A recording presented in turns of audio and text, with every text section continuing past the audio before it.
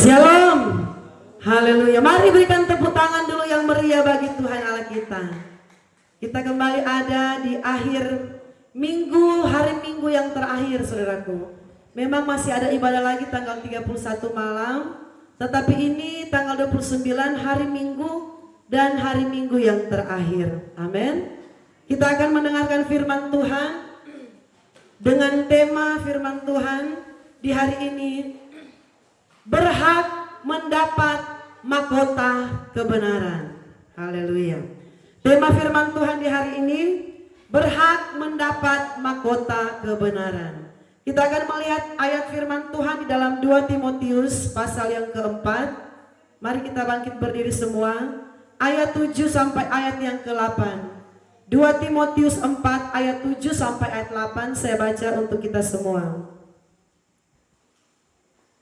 2 Timotius 4 ayat 7 dan ayat 8. Aku telah mengakhiri pertandingan yang baik, aku telah mencapai garis akhir, dan aku telah memelihara iman. Sekarang telah tersedia bagiku mahkota kebenaran yang akan dikaruniakan kepadaku oleh Tuhan, Hakim yang adil pada harinya. Tetapi bukan hanya kepadaku, melainkan juga kepada semua orang yang merindukan kedatangannya. Puji Tuhan, silakan duduk. Saya yakin dan percaya kita semua yang hadir hari ini adalah orang-orang yang berhak mendapatkan mahkota kebenaran. Saudaraku, di dalam Alkitab ini yang kita baru baca bersama-sama, ada beberapa jenis mahkota yang ditulis oleh firman Tuhan. Ada mahkota kehidupan, amin. Ada mahkota kemuliaan, dan yang barusan kita baca bersama-sama, mahkota kebenaran, saudaraku. Jadi mahkota yang disiapkan Tuhan itu luar biasa. Ada yang namanya mahkota kemuliaan, mahkota kehidupan, dan yang baru kita baca dalam kitab 2 Timotius 4 ini, mahkota kebenaran. Saudaraku, mengapa ada mahkota kebenaran? Dan mahkota kebenaran itu akan diberikan Tuhan kepada orang percaya yang mengakhiri pertandingan dengan baik, saudaraku. Jadi saya percaya hari ini kita sudah ada di garis finish, amin. Kesetiaan kita yang kita mulai dari Januari, saudaraku, kita bisa mengakhirinya dengan baik di hari ini, saudaraku. Ibadah raya yang terakhir, saudaraku, hari Minggu yang terakhir. Nanti kita akan jumpa lagi di hari Minggu di tahun yang baru. Ini sudah hari Minggu terakhir, saudaraku. Hari Minggu ke depan itu sudah tidak lagi bulan Desember, sudah bulan Januari. Firman berkata, saudaraku, aku telah mengakhiri pertandingan yang baik, aku telah mencapai garis akhir, dan aku telah memelihara iman. Saudaraku, ada 3 hal yang dicatat oleh ayat 7. Pertama, mengakhiri pertandingan yang baik. Kedua, mencapai garis akhir. Dan yang ketiga, memelihara iman.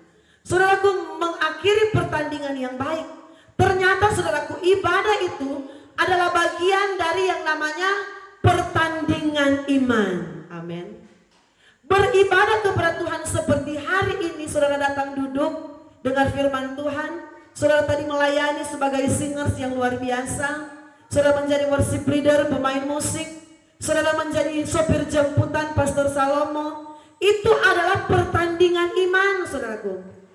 Pertandingan iman berarti ada sesuatu yang akan kita perebutkan, saudaraku, amin. Ada sesuatu hadiah yang kita ingin raih. Dan hadiah itu, saudaraku, yang menyiapkan hadiah itu bukan kami gembala, saudaraku. Yang menyiapkan hadiah itu, saudaraku, dalam pertandingan iman ialah Yesus Kristus sendiri. Tuhan sumber segala berkat. Yesus Kristus sendiri, Allah yang setia. Dialah yang menyiapkan, saudaraku, hadiah bagi orang yang mengakhiri pertandingan yang baik. Saudaraku, hari ini kita sementara mengakhiri pertandingan yang baik di tahun 2024. Kita akan kembali berjuang, saudaraku, di tahun yang baru, di tahun 2025. Saudara yang diberkati oleh Tuhan, ibadah itu adalah pertandingan yang diwajibkan oleh Tuhan. Mencari Tuhan itu adalah pertandingan yang diwajibkan oleh Tuhan. Sebab itu di dalam Keluaran 23 ayat 25 berkata, beribadahlah kepada Tuhan, maka roti airmu diberkati, segala penyakit dilalukan oleh Tuhan. Saudaraku, hidup kita ini harus hidup yang namanya, saudaraku, ada pertandingan iman, saudaraku. Pertandingan iman, dan yang akan menjadi juri dalam pertandingan iman ialah Yesus Kristus sendiri. Dan yang akan memberikan hadiah dalam orang-orang yang menang dalam pertandingan iman ialah Yesus Kristus sendiri. Saudaraku, saat ini hidup kita sementara dinilai oleh Tuhan. Yesus Kristus sementara menjadi juri yang setia. Dia sementara memperhatikan Ibu Vilen. Sebelum ibadah dimulai setengah 10 sudah ada. Bapak Jerry, Bapak Ari, Ibu Nia, Mama Dance, Ibu Friska, Ibu Natalia, Shalom, Mama Shalom. Tuhan sementara melihat, saudaraku, kehidupan kita yang bertanding, saudaraku. Kita tidak kalah dengan keadaan. Karena saudaraku, banyak orang berpikir nanti sekalian saja, tanggal 31 atau tanggal 1. Tetapi saya percaya, saudaraku, firman itu Allah yang tidak mengingkari janjinya. Di dalam kitab Maliaki 3 berkata ada perbedaan, amin. Ada perbedaan orang yang setia dan orang yang tidak setia. Dan kami tetap yakini itu, saudaraku, karena firman yang berkata, ayat 7, aku telah mengakhiri pertandingan yang baik, aku telah mencapai garis akhir, dan aku telah memelihara iman. Saudaraku, kita sementara ada di garis akhir. Di tahun 2024 ini kita beribadah di hari ini. Kita ibaratnya, saudaraku, kalau pelari, saudaraku, kita sudah berlari dengan kencang dan kita sampai di finish. Saudaraku, orang yang sampai di finish pasti ada berkat yang Tuhan berikan. Amin. Tetapi orang yang berhenti di tengah jalan, saya percaya beda berkatnya orang yang stop di tengah jalan dan orang yang finish dengan baik. Amin. Saya yakin kita semua adalah orang-orang yang finish dengan baik. Orang yang mengakhiri pertandingan dengan baik. Ada banyak orang, saudaraku, sayang, tinggal 1-2 langkah mereka tidak sampai di garis akhir. Saudaraku, ada ayat yang berkata, yang menentukan itu bukan hanya langkah awal, tetapi orang yang bertahan sampai pada kesudahannya, mereka yang akan selamat. Dalam artinya, langkah terakhir itu sangat menentukan, amin. Bukan hanya langkah kita start, saudaraku, tetapi langkah akhir itu menentukan. Menentukan apa? Menentukan penilaian dari Tuhan. Tuhan lihat, oh ini benar-benar orang-orang yang taat. Karena apa, saudaraku? Mencari orang-orang yang taat di hari-hari ini, orang bilang, saudaraku, limited edition. Edisinya sangat terbatas. Tinggal hitung dengan jari. Karena ada ayat juga yang berkata begini, saudaraku, sedikit orang yang akan masuk dalam kerajaan Allah. Bahkan ada ayat yang berkata, lebih gampang unta masuk di lubang jarum daripada orang masuk ke dalam kerajaan Allah. Jadi memang sedikit sekali orang yang taat dengan firman, saudaraku.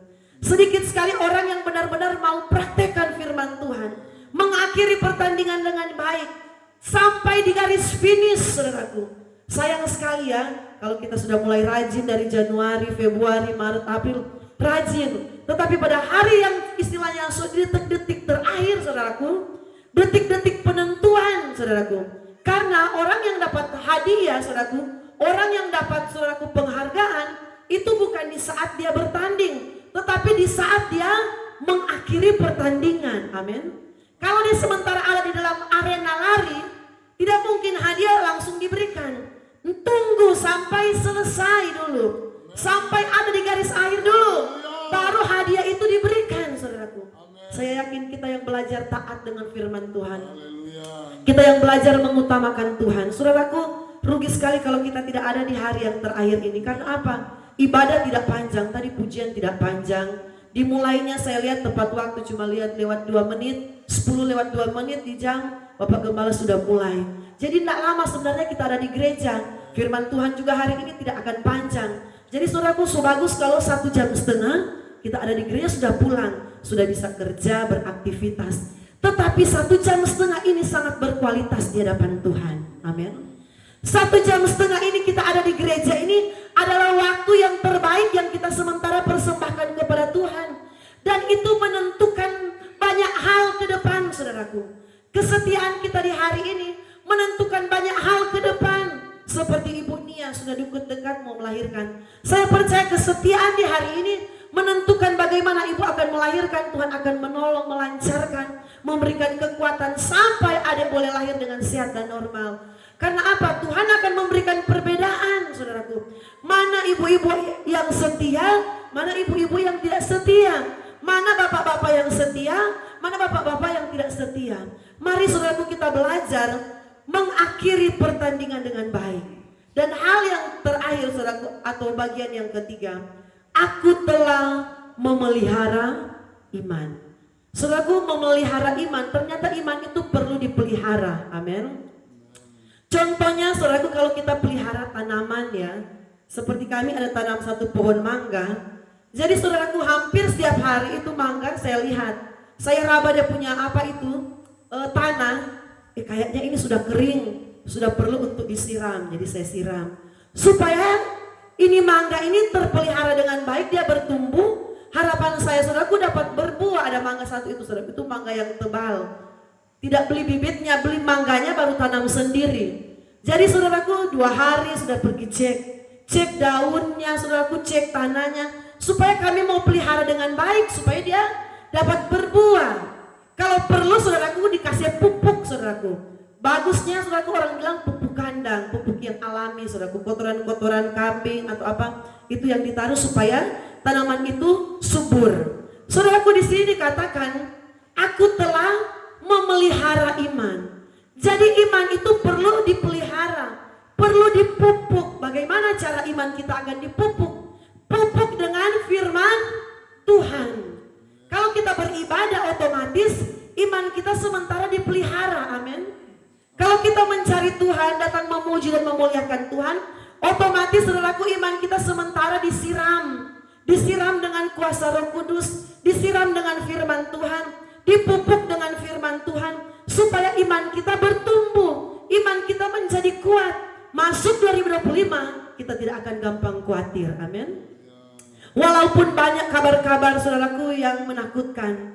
Karena memang ada lagu berkata banyak kabar menggemparkan, berlindunglah dalam sabda Allah. Memang banyak kabar-kabar di hari-hari ini mulai menakutkan, memberikan kita khawatir, memberikan kita rasa cemas. Tetapi orang yang memelihara iman saudaraku, dia tidak akan khawatir dalam segala keadaan. Amin.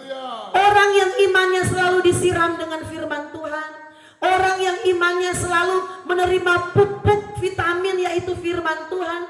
Saudaraku, firman Tuhan itu fungsinya begitu banyak sekali, menjadi pupuk dalam kehidupan kita, seperti vitamin yang menguatkan otot-otot yang lemah, orang yang sudah mulai malas, orang yang tidak berpengharapan. Ketika dengar firman Tuhan, imannya bangkit.